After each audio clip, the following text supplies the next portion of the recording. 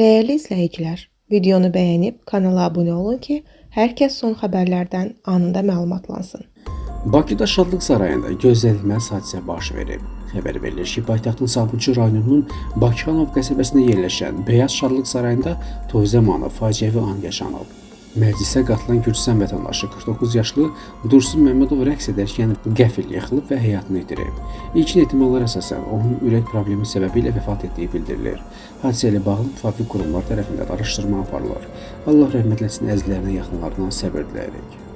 Dünən müğənni Tacir Şahmalıoğlu'nun oğlu Şahmalı Taciroğlu'nun nişanı olub.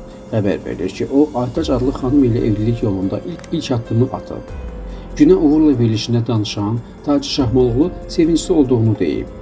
Oğlum arzularımı həyata keçirib. Bu mərasim mənim istəyim ilə həyata keçib. Mənim artıq nə oynadan yaşımdır. İstəyirəm Şahmalın oğlu qızı olsun. Çünki övlad evlənirsə nəsil yaşayır deməkdir. O atamın adını daşıyır. İstəyirəm ailəsi, balaları olsun. İnanıram ki, ailə həyatı onu dəyişəcək. Müğənni bildirib ki, cütlüyün toyu may ayının 15-də olacaq. Allah xoşbəxt eləsin.